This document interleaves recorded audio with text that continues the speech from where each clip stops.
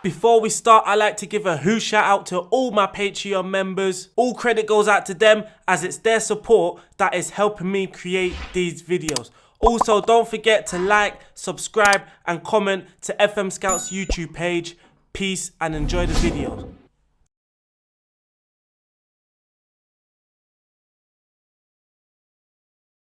Hello ladies and gentlemen, and welcome to FMSCOUT's YouTube channel. It is RDF, and today we're going to be talking about team instructions. We might actually split this into 3 videos, but today we are going to be looking at in possession team instructions, what they mean and what they actually do and how they affect your tactic. There has been some misconceptions with some of these tactical instructions.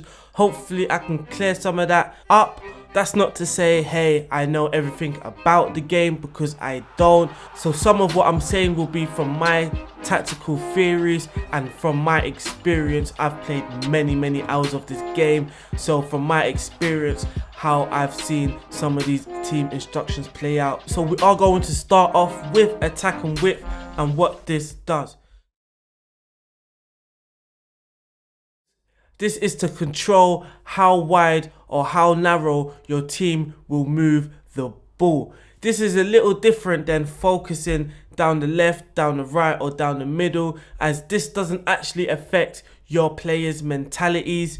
With attack and width, this will spread your players out the more wider you go. So naturally, when you're looking for passes, the ball will go out in wider positions. If we're setting this instruction to narrow, then naturally the ball would work its way through the middle of the pitch. So if you are going for a narrow shape, my advice is to have some players, at least 2, staying out wide, or natural wide players offering some width, because it will be very difficult to break any team down with every single one of your players playing narrowly. So attack and width controls how wide and how narrow you will play, and how narrow and wide your players will be from each other.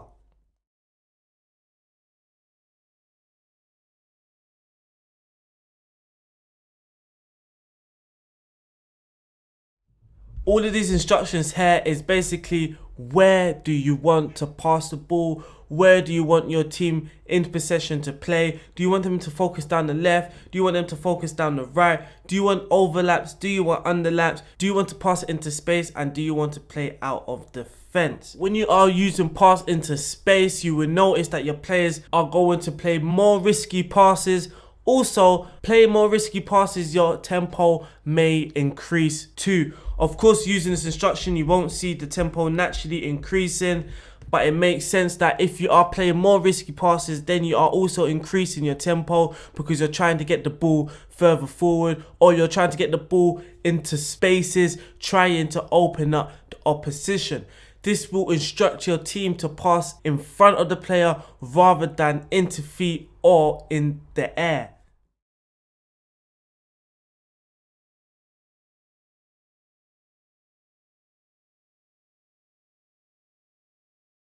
Player at defense will instruct your defenders and your deep midfielders not to hoof the ball or play that direct pass. A lot of the times we are going to be looking at playing some nice passes and keeping possession from defense. Now, playing out of defense, when you are using it with an attacking mentality, like positive attacking and very attacking, you will notice not all the time your players are going to play it out of the back, because you are going for a more risky and a more direct approach in your mentality. You will notice that sometimes your defenders will actually kick it long, looking for that direct pass, because that is what they are also instructed to do with the higher mentality. But playing at defense can actually tone a lot of that down. So if you are using an attacking mentality and you notice that your defenders are actually just kicking the ball long at any given chance, then player at defense is a very good option. It's also a very good option if you want to be a possession based team.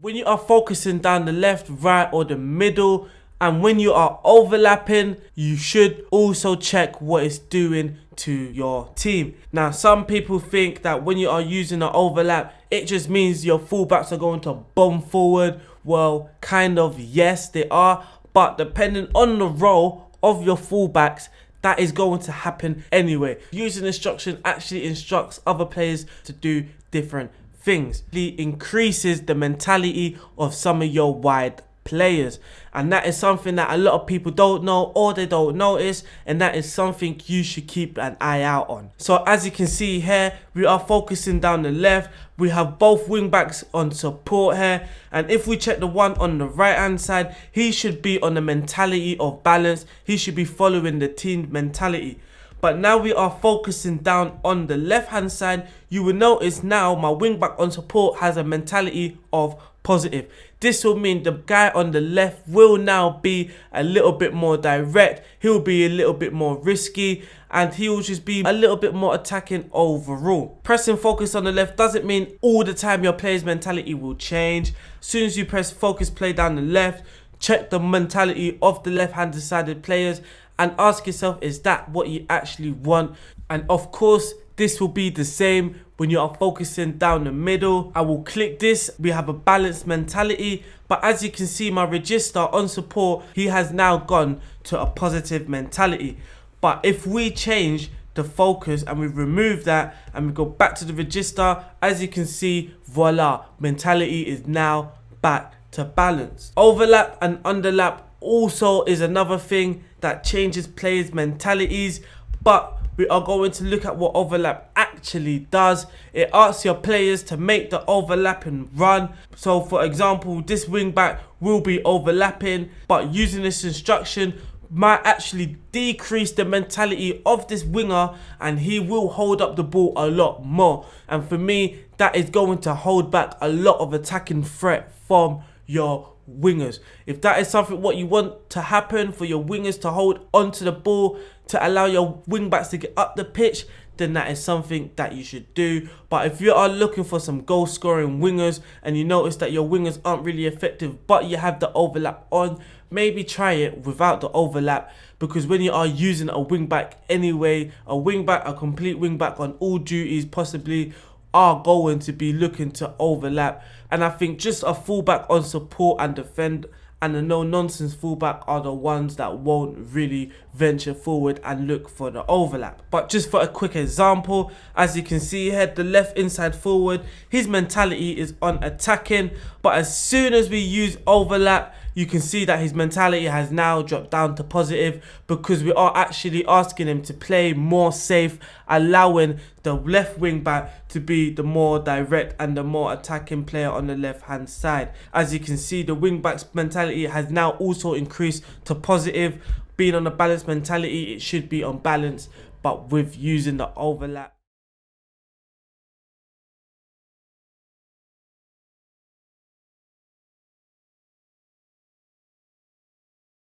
Passing directness, it should be something that everybody understands. I think this is very, very key to a lot of tactics. So when you are choosing to play a more direct approach, you will notice that a lot of your passes will be played more vertically. A lot more forward passes, a lot less patient build up. If I am going to play a shorter passing, then maybe my team will start to knock the ball about a little bit. Playing the more direct approach, you are aiming to get the ball in a more advanced position in a longer distance. Now, if you are looking to play that very direct game, sometimes it doesn't mean you always have to max it out. You can also use like a slightly more direct approach. And if you are using a target man, then of course a lot of the times when you are playing a direct approach, the ball will be going to your target man, and this is a good way to turn over possession very, very quickly. Tempo, another one, is something that I feel is key, but tempo and passing directness are linked. When you are increasing your passing directness, you will see that your tempo is also changing.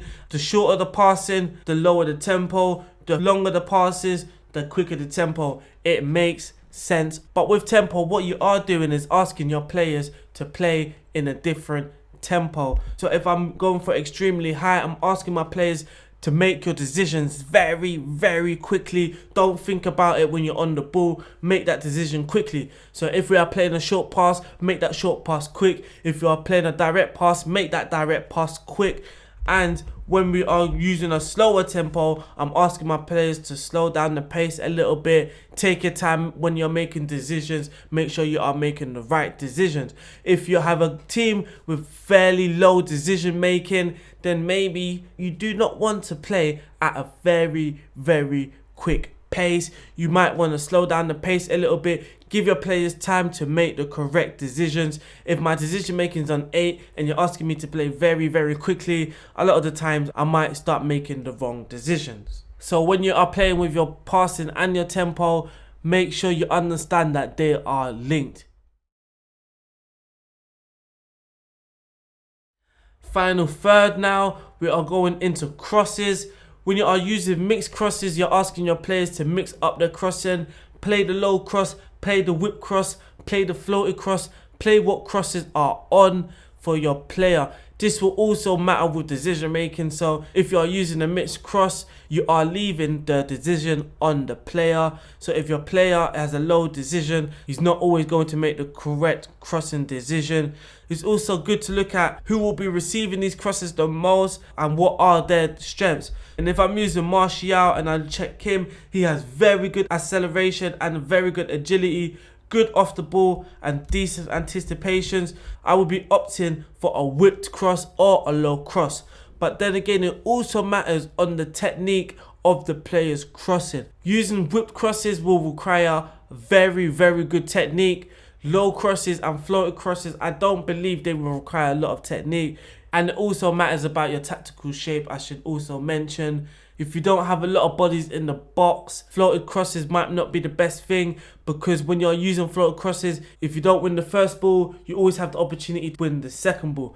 But if you only have one player in the box, if that first player loses the aerial battle, then you might not have anybody else there to win the second battle. Always look at your tactical setup. Always look at how things are happening in game to choose what crossing is best for your team. The next instructions we're going to be looking at are these instructions here. So work ball into box, shoot on sight and hit early crosses.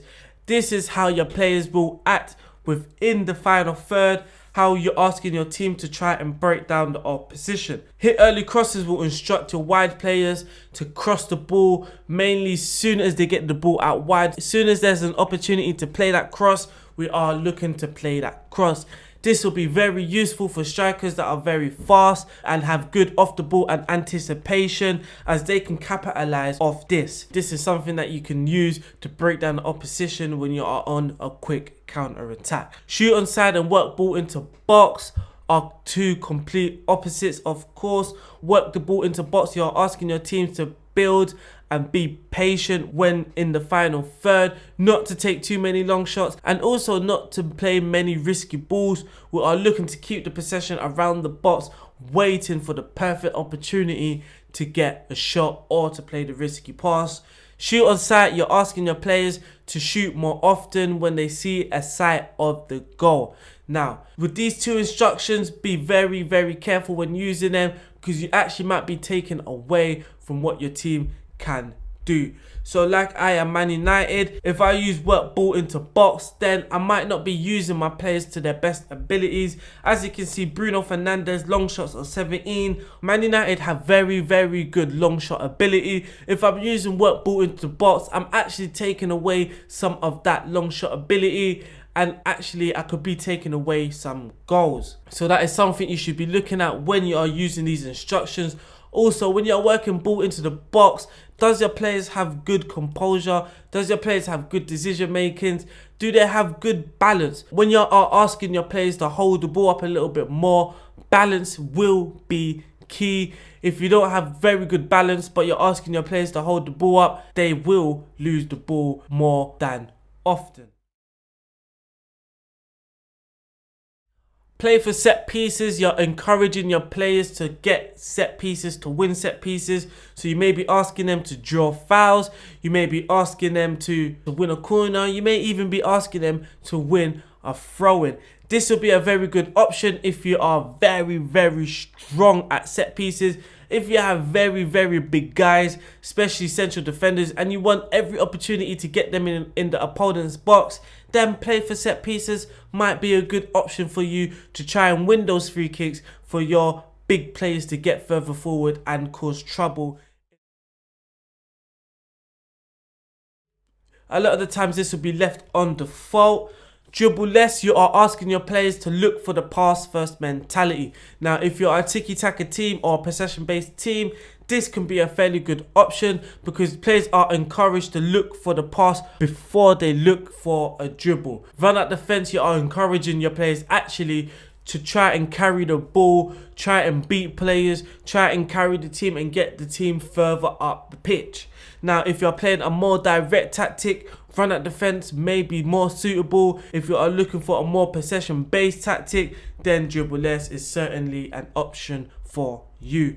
But if you notice, the instruction actually says run at defense, so I'm guessing this will mainly involve players that are in the final third. So when you are in the final third, are you going to be asking your players to dribble less? Are you going to be asking them to run at defenders? If you leave it at default, then you can look at some of your players. So if you have, for example, a winger on attack, an advanced forward, and an advanced playmaker on attack, you will notice all of these players, these 4 players here, already have dribble more in their instructions. So when you are looking at this, by default, we are actually going to be running at defense a lot. And if that's something that you want to tone down, then dribble less is certainly an option for you. Last and not least, creative freedom.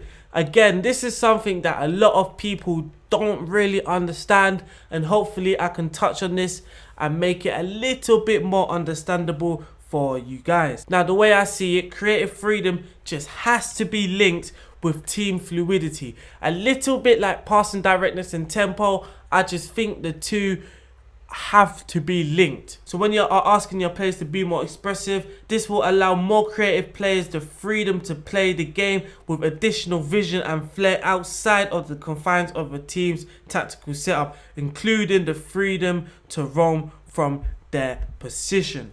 Now, team fluidity, that changes alongside the duty and team mentality. If we just quickly change some of these players on support, you will notice the team fluidity is going to change. We are now asking players to share responsibilities with each other, very fluid. And when you are asking players to share responsibilities with each other, naturally they are going to be roaming from positions.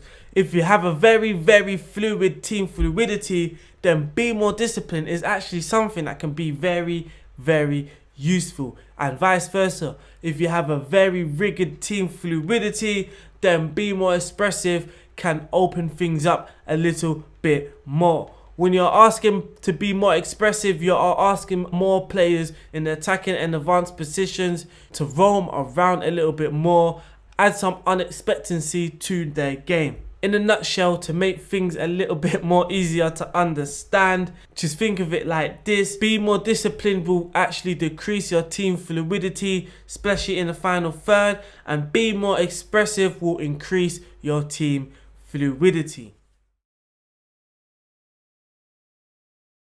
Now that's it. I think I've covered everything in possession.